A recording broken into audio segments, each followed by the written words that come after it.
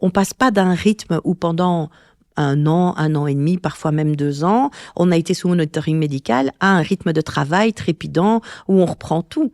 Il y a ces attentes des collègues aussi. Ah, elle est partie, elle faisait tout ça, ben quand elle revient, elle refera tout ça. Ben non, parce qu'elle revient 2 jours, 3 jours semaine. Et c'est comme ça qu'il y a en fait des écarts qui se font et qui font qu'il y a un peu cette solitude. Parce que les gens disent, oui, mais t'es guérie. Oui, mais bon, ça reste compliqué. À 39 ans, Andrea doit faire face à un cancer du col de l'utérus et subit de lourds traitements. À peine en rémission, elle se précipite au travail, impatiente de reprendre le cours de sa vie. Mais le retour se passe mal. Forte de son expérience, elle se réoriente vers le coaching et accompagne aujourd'hui travailleurs et employeurs dans cette transition délicate.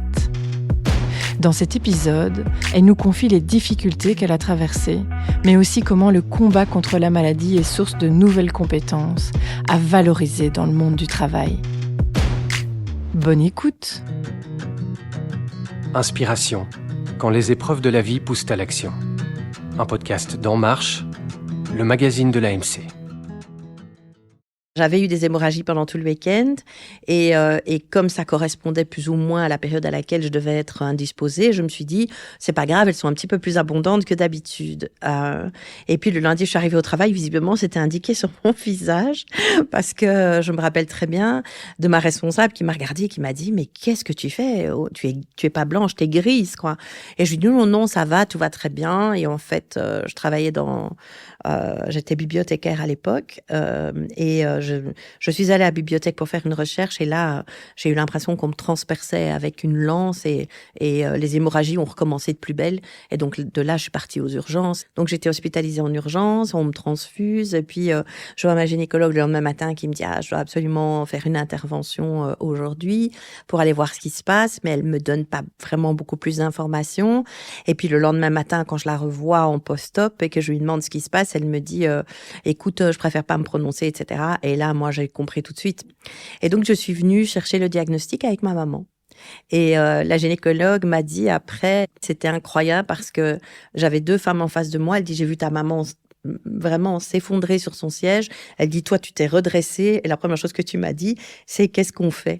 Et je me rappelle très bien de ça parce qu'elle m'a dit, je viens de t'annoncer que tu as un cancer. Et moi, j'avais besoin d'être dans l'activité tout de suite, dans le faire, pour me dire, OK, je vais mobiliser toute mon énergie. Il faut savoir qu'à l'époque, j'avais 2 jeunes enfants et donc je me voyais pas disparaître et les laisser tout seuls. Et pendant toute la maladie, je suis tout le temps restée positive. Je n'ai pas...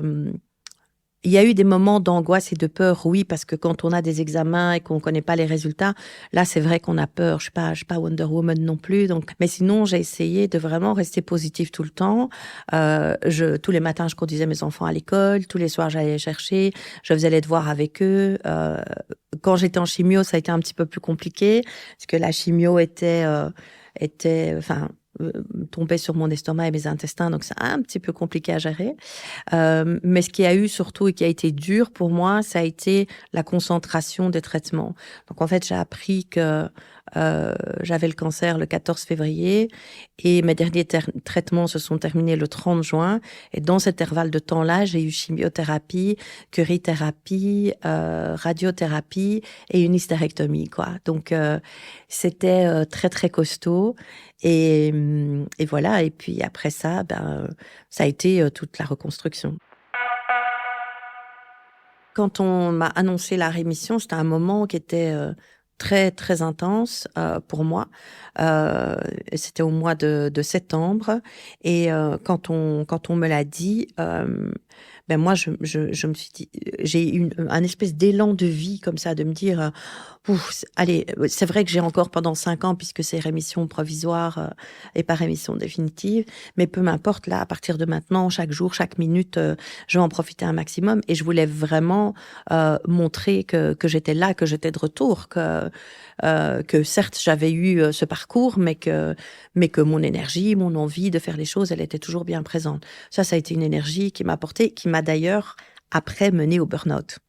Oui, et c'est ce que je constate beaucoup aussi dans le retour au travail après un cancer, c'est qu'il y a ce danger-là qui menace, parce qu'on veut absolument montrer qu'on est là, qu'on est de retour, etc.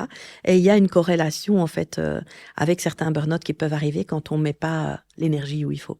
Et comment ça s'est passé par rapport à ton emploi ? Ah, moi, ça a été compliqué parce que je voulais pas lâcher prise. J'étais très embêtée parce qu'en fait, pour cette bibliothèque, j'étais toute seule. Je n'avais pas de backup, en fait.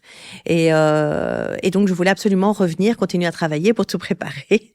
Et là, ma responsable de nouveau m'a dit, écoute, je veux bien que tu viennes encore une journée, histoire de m'expliquer comment tout fonctionne, parce que effectivement, il y a personne d'autre pour reprendre la relève. On va se débrouiller entre nous, on va se répartir tes tâches. Mais après ça, je ne veux plus t'entendre et tu vas mettre toute ton énergie à te soigner. Donc, en fait, ils ont été très, très, très gentils, dans le sens où moi, j'ai reçu un énorme bouquet de fleurs, ils ont envoyé un chouette message, etc.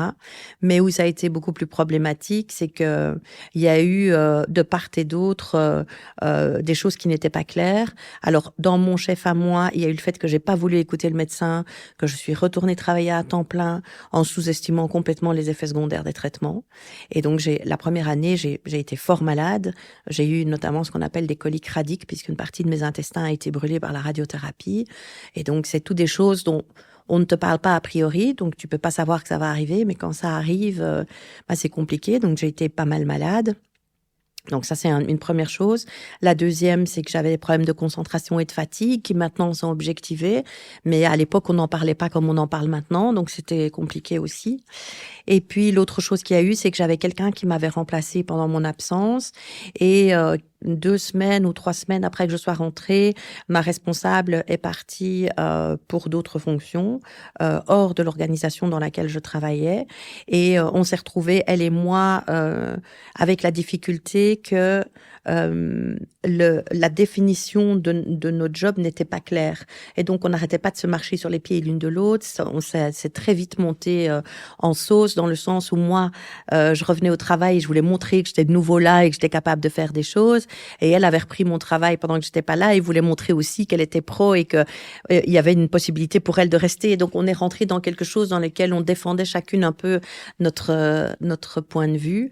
Et ça n'a pas vraiment été géré comme ça devait. Et ça s'est terminé, en fait, par une clôture du contrat, quoi. Donc, ça a été compliqué pour moi à gérer parce que j'ai eu un sentiment d'un peu une double peine.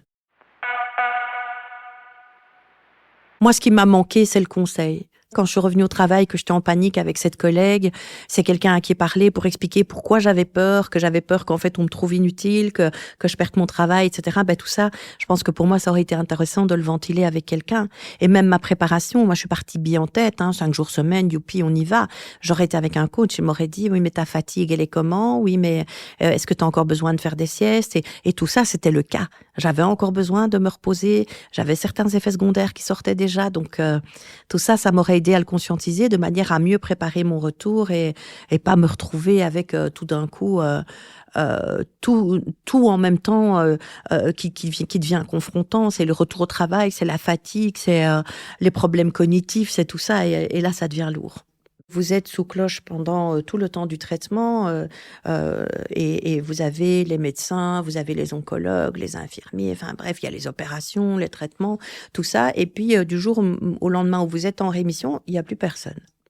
Moi, j'appelle ça la solitude du guéri, où en fait, on est tout seul. Mais il y a une solitude aussi parce que ce qui se passe, c'est que dans la tête de nos proches, et moi je les comprends, ils sont mis sous pression pendant tout le temps qu'on est malade, de manière très très très intensive. Et puis ce qui se passe, c'est que tout d'un coup on leur dit la personne elle est en rémission. Donc pour eux c'est rémission et guérison. Il y a beaucoup de gens qui assimilent de nouveau, et donc ils se disent c'est ok. Mais justement après il y a encore toute une série de choses, d'inconfort, la confiance en soi, l'estime de soi. Que le fait qu'on m'enlève mon utérus et mes ovaires, j'ai été ménopausée. Alors ménopausée quand on a 40 ans, physiquement parlant, c'est un retour de manivelle assez sec, on va dire. Je n'ai pas perdu mes cheveux, mais ils sont devenus tout gris. Et donc c'est apprendre à vivre avec un corps qui est quelque part beaucoup plus âgé, beaucoup plus marqué. Tout ça, ce sont des éléments qui sont encore très présents dans l'après. Ce rapport au corps, il est vraiment important. Et c'est lié confiance en soi, estime de soi. Et au bureau, on revient et pour les collègues, on est guéri. mais on n'est pas guéri. On est en rémission, donc on a quand même cette épée de Damoclès au-dessus de la tête. Et puis, nonobstant ce fait-là, on a parfois des traitements adjuvants qui peuvent être embêtants, que ce soit l'immuno ou l'hormonothérapie. C'est quand même, ça a quand même des effets secondaires importants. Et puis, il y a toute cette fatigue, cette reprise du travail. On passe pas d'un rythme où pendant 1 an et demi, parfois même 2 ans, on a été sous monitoring médical à un rythme de travail trépidant où on reprend tout. Il y a ces attentes des collègues aussi. Ah, elle est partie, elle faisait tout ça, quand elle revient, elle refera tout ça. Non, parce qu'elle revient 2 jours, 3 jours semaine. Et c'est comme ça qu'il y a en fait des écarts qui se font et qui font que ce retour il y a un peu cette solitude, oui, effectivement. Parce que les gens disent, oui, mais t'es guérie. Oui, mais bon, ça reste compliqué. Suite à ce retour qui se passe mal, Andrea se voit contrainte de partir en quête d'un nouvel emploi. Parce que j'avais des contrôles et j'avais des choses comme ça, il fallait quelque part que j'informe mon nouvel employeur que j'avais été malade. Et donc là, moi, j'ai pas eu de souci avec ça. Je me suis dit, je considérais ça tellement comme quelque chose qui m'avait fait grandir en compétences, je dis toujours, le cancer m'a plus apporté qu'il ne m'a pris, en fait. Et je suis partie avec cette idée-là. Et donc, j'ai dit aux employeurs que je rencontrais qu'effectivement, j'étais en rémission, que j'avais encore des contrôles, etc. C'était bien perçu de la part des employeurs? Alors, il y a certains à qui je l'ai dit et d'autres pas. Parce qu'en fait, dans l'entretien et dans la façon dont l'organisation se présentait, je me sentais pas en confiance. Et je me disais, si je parle de ça, ça va donner une connotation qui va tout de suite être négative. Les employeurs à qui je l'ai dit, c'est vraiment des employeurs où je sentais qu'au niveau valeur, au niveau de la considération qu'ils avaient de leurs collaborateurs, je me sentais en confiance suffisante que pour pouvoir le partager. J'ai commencé à sentir aussi, moi, que j'avais envie de retourner vers l'humain. Et donc, je suis repartie pour travailler sur un projet qui était de recrutement et de sélection. Ça m'a énormément parlé. Et c'est dans cette entreprise-là qu'en fait, j'ai ressenti ce besoin de montrer que j'étais de nouveau là et que j'étais capable. Et donc, j'ai pris les choses à bras-le-corps. Et c'est là que je me suis retrouvée quelques années après, parce qu'un burn-out ne se construit pas, sur un temps court, ça se construit sur un temps plus long. Et donc, c'est là qu'au bout de quelques années, effectivement, à un moment donné, il y a eu un crack, mais aussi parce que après le cancer, alors que je m'étais juré de toujours m'écouter, cette envie de montrer que j'étais de nouveau là, parce que pour moi, le travail a toujours eu une place très prépondérante dans ma vie, a fait que ça s'est un petit peu retourné contre moi. Comment t'as fait pour te relever après ça? Parce que cancer, burn-out, quelles ont été les clés de la résilience chez toi? Je pense que j'ai un côté profondément positif au départ, donc il y a un bon terreau, on va dire. La deuxième chose, je pense que moi, ce qui a changé beaucoup de choses, c'est ma formation de coach. Donc cette formation de coach, je l'ai entamée avant de tomber en burn-out. Et la première année, on a la découverte de différents outils qu'on expérimente sur soi-même. Et là, j'ai fait quelques découvertes intéressantes sur moi, qui m'ont permis de grandir aussi à différents niveaux. Et je pense que ça a vraiment été le tournant des choses. Parce que je pense que jusque-là, j'avais pas vraiment de mission. Et en fait, quand le cancer s'est terminé, je me suis dit, mais c'est pas possible, cette expérience, elle est tellement bouleversante. Mais je voyais positivement. Je me dis, j'ai envie de partager ça avec des gens, j'ai envie de les aider, j'ai pas envie qu'ils se retrouvent tout seuls comme moi, etc. Mais je trouvais pas vraiment de moyens. Alors, j'avais un blog à l'époque, mais c'était pas comme maintenant, les blogs, donc ça, voilà. Et il y avait cette frustration de dire, mais comment je pourrais faire quelque chose? D'autant plus que je rencontrais d'autres personnes autour de moi qui vivaient aussi le cancer comme moi, et qui disaient toutes la même chose. Il y a cette solitude après où il y a rien.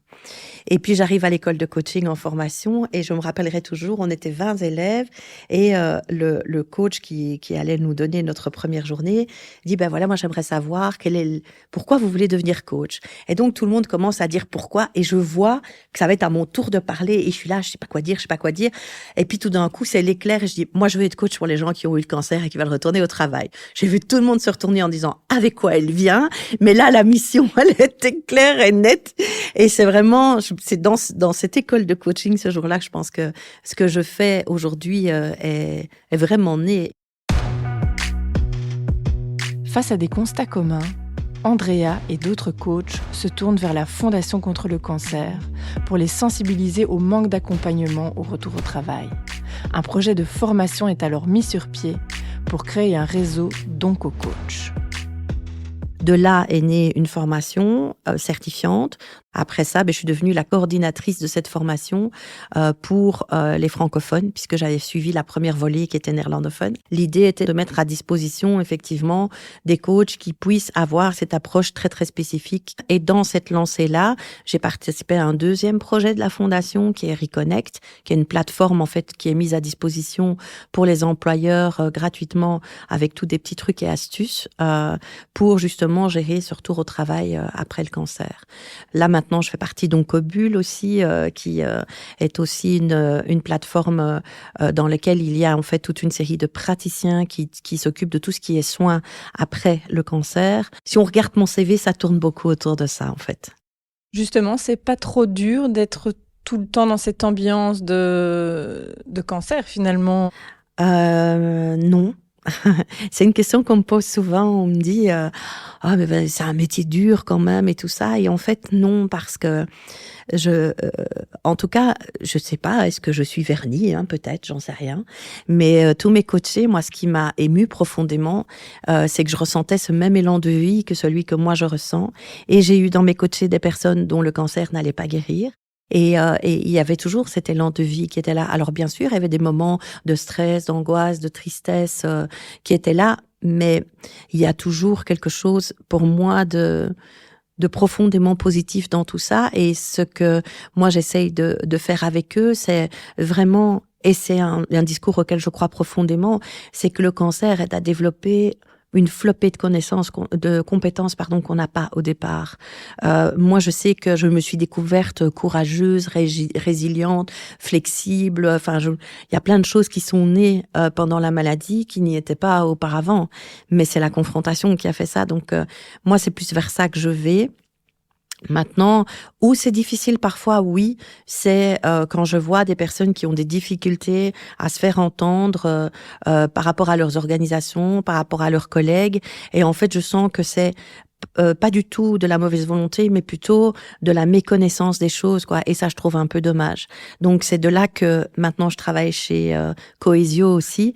Et chez Cohesio, on a en fait 2 journées de sensibilisation pour les organisations, pour justement leur donner des outils pour pouvoir mieux répondre à cette approche et à ce qui se passe sur le terrain. Donc, j'essaye de vraiment partir dans tous les sens pour essayer de toucher un maximum de monde. C'est sur quoi qu'il faut insister ? Les idées fausses, c'est un peu l'idée qu'on ait des petites choses fragiles. Alors oui, on a effectivement, on a encore des effets secondaires parfois quand on retourne travailler.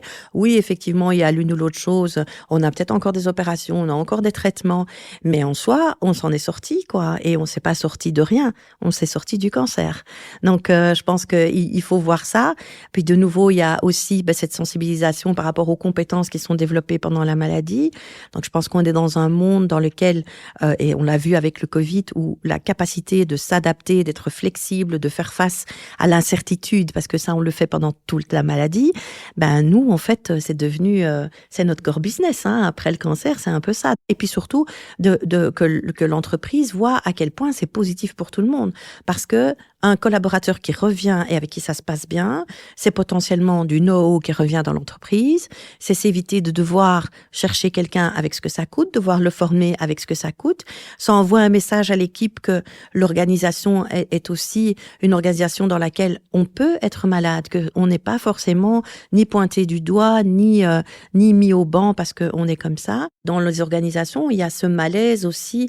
C'est une maladie qui fait peur, c'est parfois délicat d'en parler, on ne sait pas très bien comment y faire. Donc, moi, j'ai réfléchi plus loin quand j'ai pensé à ça, et j'ai créé un workshop pour les équipes dans lequel, avant que le collaborateur ne revienne, l'équipe ventile un peu ce qui percole chez elle, où elle dit, pour moi, c'est pas confortable, je sais pas quoi lui dire, je sais pas comment m'y prendre, et je demande que le manager soit là. Et c'est en fait tous ensemble qui préparent alors leur tour. Et donc là, ça donne plus de chances que le processus se passe bien. Quand tu regardes dans le rétro, tu disais finalement, ça t'a apporté du positif. Oui, vraiment. Pour moi, ça a été une découverte à plein de choses, parce que même d'un point de vue personnel, j'étais quelqu'un qui était très maman, mais vraiment très, très maman. Et puis, cancer du col de l'utérus, on fait une hystérectomie. pour quelqu'un qui est très maman, ça aurait pu être très compliqué. Et en fait, après, je me suis rendu compte que le fait qu'on m'ait enlevé mon utérus a permis à la femme qui avait en moi, mais qui était un peu écrasée par la maman, de pouvoir éclore. Donc je dirais que c'est tant au niveau d'un point de vue personnel que même au niveau du travail que je fais aujourd'hui. Je pense que aujourd'hui, dans ce que je fais, je suis bien plus utile et je fais cette part que j'ai toujours rêvé, qui est cette petite part du colibri, de venir essayer apporter des choses pour faire bouger les lignes, pour faire bouger le monde. Donc pour moi, oui, c'est positif. Et je pense que ça fait de moi aussi... ça a fait de moi une personne plus forte, plus résiliente et surtout en capacité de pouvoir s'émerveiller et de pouvoir goûter à la vie même quand elle est compliquée. Et ça, je trouve que c'est important. Si vous voulez en savoir plus sur la problématique du retour au travail après un cancer, découvrez notre article sur enmarche.be. Sur le site de la Fondation contre le cancer, vous trouverez également des conseils pratiques, un réseau d'onco-coach certifié, ainsi que la plateforme Reconnect destinée aux employeurs. On se retrouve le mois prochain pour une nouvelle inspiration.